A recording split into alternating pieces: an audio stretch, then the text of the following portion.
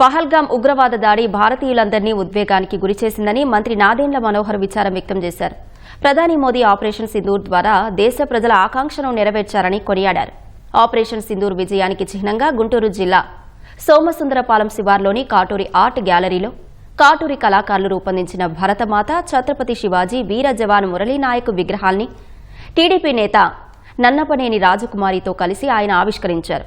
వీర జవాన్ విగ్రహానికి తిలకం దిద్ది పుష్పాంజలి ఘటించారు. కళాత్మకంగా దేశభక్తిని చాటుకున్న కాటూరి శిల్పులకు అభినందనలు తెలిపారు. జనాల్లో ఉన్న కళాకారులు వాళ్ళకున్న టాలెంట్ని దేశవ్యాప్తంగా తెలిసే విధంగా ఈరోజు అద్భుతంగా మమ్మల్ని అందరినీ ఆహ్వానించి ఛత్రపతి శివాజీ గారి విగ్రహం, అదేవిధంగా భారతమాత, జాతీయ జెండా ఎంతో అద్భుతంగా చేశారు. రెపరెపలాడుతూ చాలా ఆకర్షించే విధంగా అద్భుతంగా తయారు చేయడం జరిగింది. నిజంగానే భారతదేశంలో ఈరోజు మనకున్న యుద్ధ వాతావరణం ఏ విధంగా పహల్గాంలో 26 మంది అమాయకులు పర్యాటకులుగా ఆ ప్రాంతానికి వెళ్తే వాళ్ళని ఉగ్రవాదులు వచ్చి హతమార్చారు. దేశం కూడా ఒకే నిదానంతో, ఒకే ఆలోచనతో కదిలింది.